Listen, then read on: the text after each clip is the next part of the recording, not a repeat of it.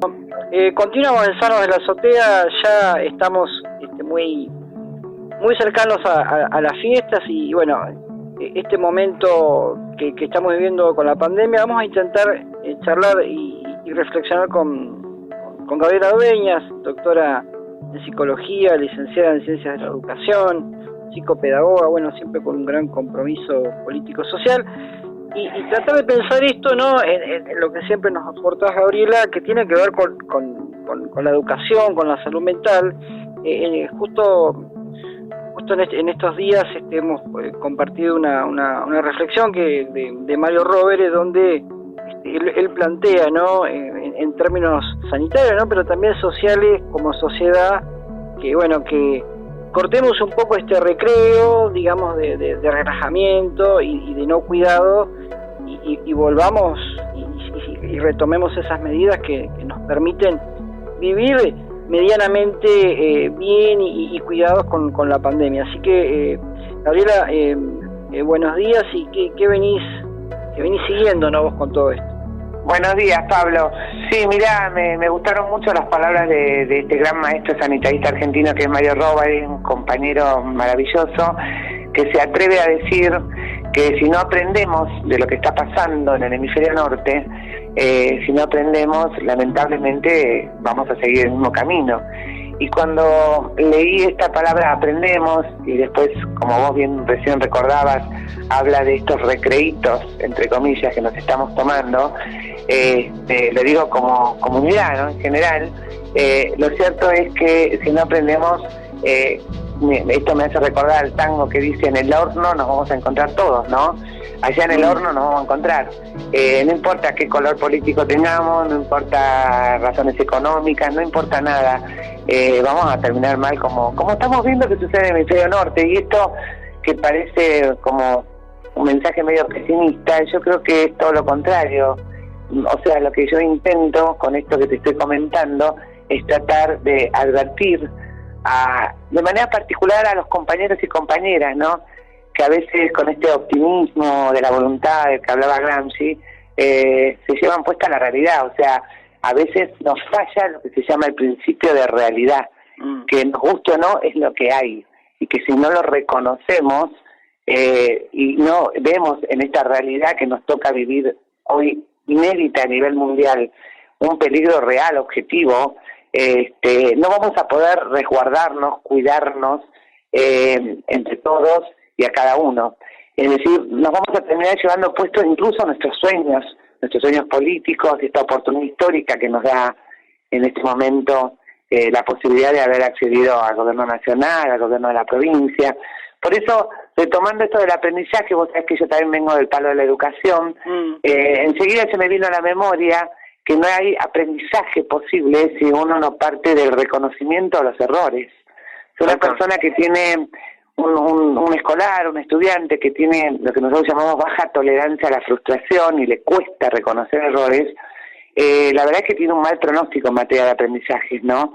Porque para aprender, justamente, si hay algo valioso para aprender son los propios errores que uno comete. Entonces, como ahí bien decía Mario, me parece que nos hemos relajado bastante, no solamente la oposición, el enemigo, como se le quiera llamar, palabras, esta última muy dura, no solamente los de otro color político, los no oficiales, sino todos en general tenemos que hacer mea culpa de que en esta necesidad de reinstalar la normalidad, de volver para atrás como si no pasara nada, esta necesidad respetable y comprensible de la salud mental después de tantos meses de distanciamiento, de querer volver a tomar las calles, movilizar, tocar el bombo. Ay Dios, si hay algo que a mí me gusta es eso. Pero bueno, lamentablemente, y esto se llama principio de realidad, se llama indicaciones médicas de las ciencias, lamentablemente no es el momento, parece no serlo, y queda más que claro cuando uno ve lo que está pasando, como decíamos al comienzo, en el hemisferio norte, porque ya está llegando al hemisferio sur la segunda ola, parece que hay mutaciones, y lo cierto es que, como bien decía el embajador argentino en Gran Bretaña ayer, es que a veces estamos confundiendo si la esperanza que nos da la vacuna y hablamos de la vacuna como una especie de milagro que nos va a salvar de esto, cuando en realidad, en todo caso, lo que va a hacer frenar un poco el avance de este COVID tremendo es la vacunación, que no es lo mismo, la vacunación masiva además, masiva.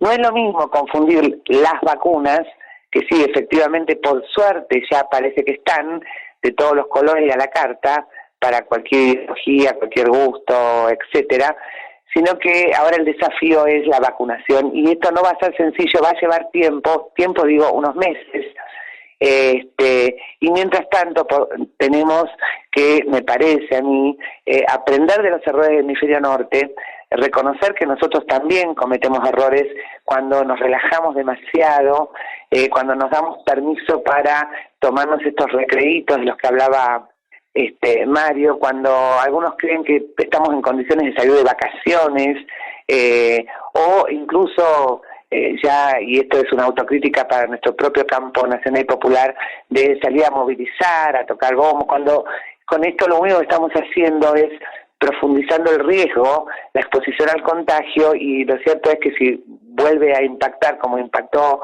en el hemisferio norte, como impactó acá también en nuestra región y en nuestro país, el COVID, nos encuentra con un sistema sanitario agotado, y no me refiero a las camas y a los respiradores, me refiero a los trabajadores que están agotados, que están estresados, que les ha costado muchísimo, pero muchísimo, sobrevivir y estar ahí en las trincheras.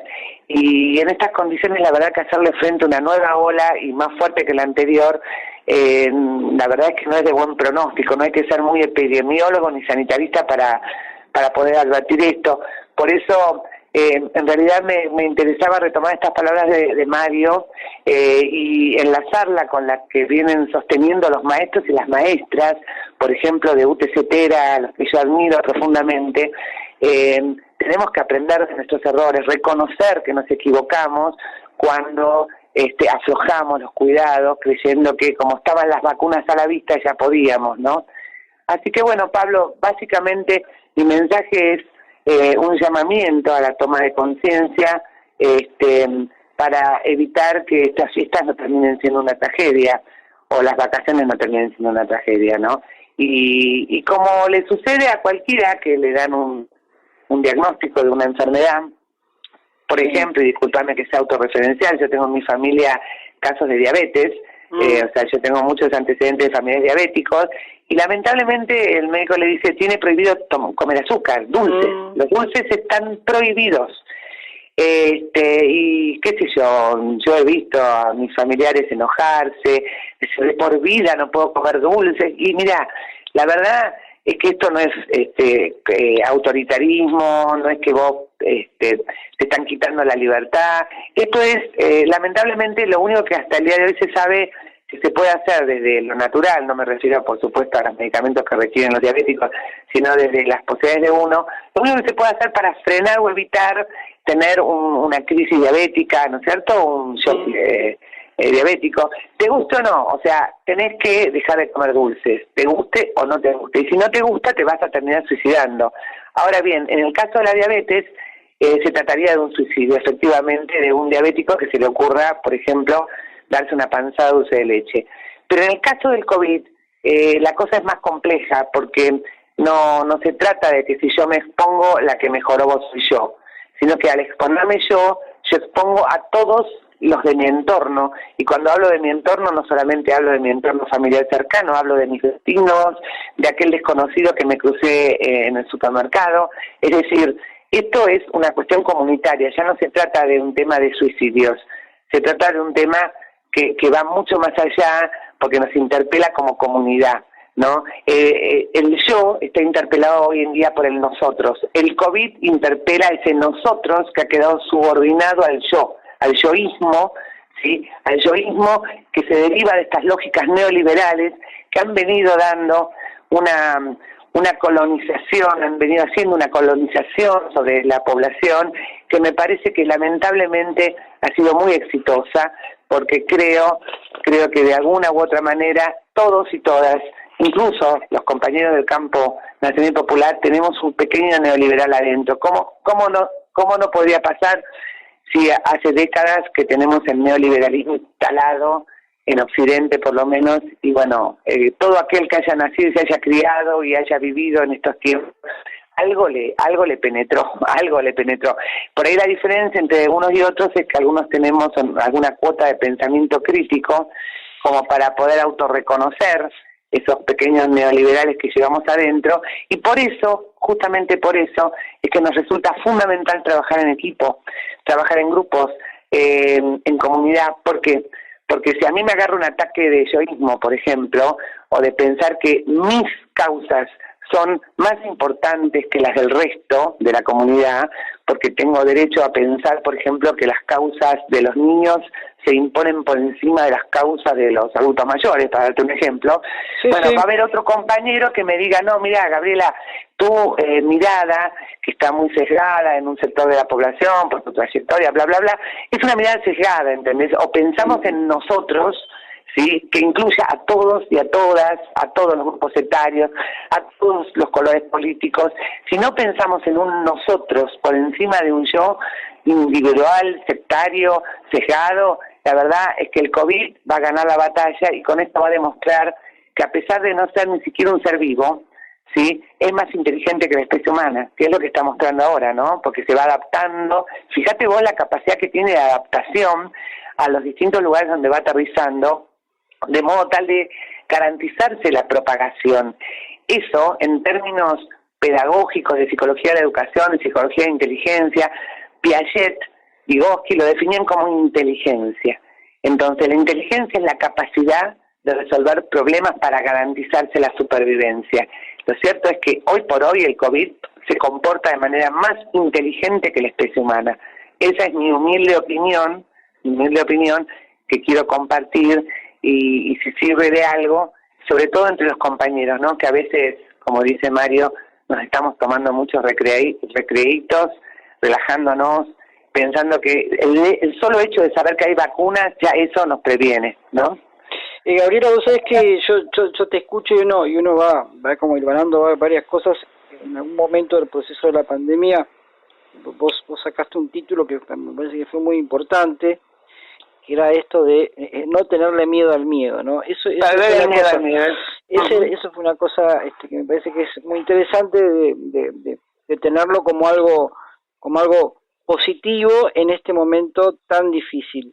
Perdóname, Pablo, aclarar, sí. Vos sabés que hace años me dedico al tema de la patologización y la medicalización en el área de salud mental, que la palabra miedo no hay que patologizarla, y no hay que acusar o identificar a las personas que tienen miedo, porque el miedo es una señal de alarma de un peligro real, objetivo, que existe, que nos permite justamente tomar medidas de recaudo. No hay que confundirla con una patología que puede ser el pánico, que nos inmoviliza o nos paraliza, al contrario. Y si seguís en esa línea, entras en discursos negacionistas, que en ese sentido creo que son mucho más peligrosos, el negacionismo de la realidad.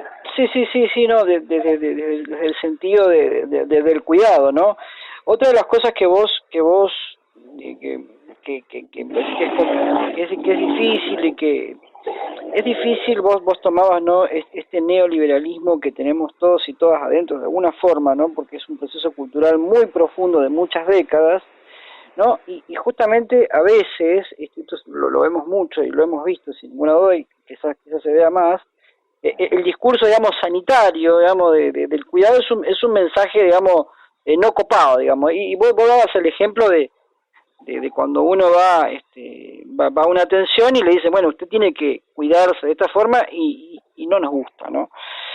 Pero sí, una cosa que a mí me gustaría que vos para ahí nos puedas compartir, que también creo que es muy importante, es pensar la ansiedad, digamos, qué rol juega en todo esto, ¿no? Porque hay una ansiedad no solo de la población, sino también, digamos, de muchos discursos que circulan, sobre todo en los medios, digamos, de esta cosa que siempre se dice, lo quiero ya, pero no sé qué quiero a veces, ¿no? Digamos, se ve muy fuerte esto, ¿no? Esta ansiedad con todo este proceso. Esto de la ansiedad de lo quiero ya mismo es algo que nos impuso también el neoliberalismo, ¿no? Compre ya. ¿sí? Aprenda ya a hablar en inglés sin estudiar, adelgace ya sin hacer dieta. O sea, esta cuestión de el ya mismo, también es algo que nos ha instalado el neoliberalismo y que nos impide tomarnos tiempos, los tiempos que, como decía el general Perón, ¿no? Todo a su tiempo y armoniosamente. Esta desesperación por superar esta tragedia, esta emergencia sanitaria mundial, que nos afecta a todos, en Oriente, en Occidente, en el norte, en el sur, no diferencia países, no diferencia a nadie, se lleva puesto millones de personas. No puede ser que nos impida por lo menos parar un minuto y hacer un recreo, y en esto voy a jugar con la misma palabra que usó Mario Robert, para pensar un minuto qué estamos haciendo, que algo estamos haciendo muy mal, y si seguimos por ese camino, me parece que nosotros que tenemos el diario del día después, porque estamos en el hemisferio sur, lo vamos a lamentar. Y si hay algo que por ahí estamos haciendo mal, incluso lo voy a decir como una autocrítica de parte de nuestro propio gobierno, a mí me parece, lo digo con la humildad de alguien que viene, mira, del campo, en este sentido lo digo desde el campo de la educación, que estamos cometiendo algún tipo de error comunicacional, ¿sí? Te lo digo como docente. Sabemos muy bien los docentes que si más del 20% de un curso de estudiantes no aprueba la evaluación de los procesos de aprendizaje que uno ha desarrollado, de enseñanza-aprendizaje que uno ha desarrollado a lo largo de un ciclo, es porque algo ha fallado también en la enseñanza, ¿sí? O sea, si yo tomo una evaluación y fracasa el 40, el 50, el 60% de los estudiantes en responder a esa evaluación, yo como docente tengo la obligación de preguntarme si no hice algo mal. Algo mal hice, ¿sí? No puedo yo responsabilizar a los estudiantes de ese fracaso que supera más de un 20%. Y entonces, en esta honestidad a la que me convoca Mario Robert, justamente este gran maestro sanitarista, yo creo que nosotros, y digo nosotros porque yo formo parte, adhiero a este gobierno nacional y popular, estamos cometiendo algunos errores comunicacionales cuando, por ejemplo, estamos disponiendo que para las fiestas la gente pueda reunirse en plazas de hasta 200 personas al aire libre, con los recaudos que bla, bla, todo lo que quieras, pero el mensaje que queda, me parece, me da la sensación, es que no hay tanto peligro, no hay tanto riesgo. Me preocupa en la misma medida este mensaje que dan de alguna manera los protocolos para irse de vacaciones, como si bueno, más o menos tuviéramos la cosa bajo control, y ponemos la tele y vemos que en Europa se desmadró todo, se desmadró mal. Entonces, digo, más allá de que uno tenga acá bajo control con protocolos, creo que el mensaje es confuso para la población, sobre todo para la población que no está al tanto de las vicisitudes de este COVID y que ya está también cansada y prefiere no escuchar y cambia de canal porque te lo dice la gente, está harta de tanto COVID. Entonces creo que cuando uno sale y toma medidas hay que ser muy, muy prudente, porque algunas medidas o algunos dichos o algunas fotos que uno se saca a veces, ¿no?, cuando uno es un funcionario importante, pueden terminar dejando un mensaje de que el peligro pasó. Y lo cierto es que no pasó el peligro, ¿no? Y por eso esto de habilitar, qué sé yo, la posibilidad de reunirse en parques, en lugares al aire libre, de la misma manera que en la costa, a mí me hace pensar en los jóvenes, ¿no? Entonces que yo me dedico a los jóvenes, a los niños y a los jóvenes, y siempre se termina acusando a los jóvenes de cosas que hacen, y yo siempre dije, y te lo he dicho en algún programa tuyo también, que los jóvenes a veces lo que hacen es devolvernos como en un espejo, ¿sí?, aspectos de nosotros mismos que no queremos ver, ¿no? Entonces las famosas fiestas clandestinas de los jóvenes a las que se alude cuando se justifica la habilitación de lugares públicos para hacer festejos de más de 200 personas al aire libre, yo creo que no es un argumento suficiente, porque es cierto que a los jóvenes, sobre todo a los adolescentes, y a algunos sectores no adolescentes de la sociedad, les seduce de manera particular lo prohibido y lo clandestino. Lo cierto es que tanto a los adolescentes como a los adultos, estos que tienen esta tendencia, el hecho de que vos les habilites lugares públicos para que festejen colectivamente en estos contextos de emergencia sanitaria, la verdad es que no les responde a su necesidad de lo clandestino, lo oculto, lo que está prohibido. Sí, al revés, sabemos muy bien desde el psicoanálisis que lo prohibido es sumamente seductor, para sobre todo estos sectores que te estoy diciendo. Entonces, si yo soy un adolescente y me habilitan la plaza de mi barrio para irme a juntar con mis amigos y amigas adolescentes, la verdad es que el adolescente se va a buscar otro lugar, va a salir corriendo de ahí, se va a buscar otro lugar oculto. Eso es lo propio de la adolescencia y yo no lo estoy felicitando, al contrario, digo, en algún punto el adolescente también te va a decir, pero dime, si se pueden reunir en la plaza, ¿por qué no en la quinta de mi tío? Por decirte algo, ¿entendés? Y lo cierto es que ahí nuevamente los jóvenes nos devuelven como un espejo comunicaciones confusas, contradictorias, incoherencias de parte de los adultos, ¿sí? Bueno, eso Gabriela, básicamente. Sí, Pablo. Gracias, muchísimas gracias por ahí compartir estas reflexiones desde el campo de la salud mental, desde la educación y desde lo cotidiano, ¿no? Sobre todo lo cotidiano que bueno, que a veces lo seguimos negando lamentablemente en distintos sectores de la sociedad y la verdad que estamos en un momento que muy serio, se nos muy puede serio, Pablo. Y déjame, puede ser todo, sí.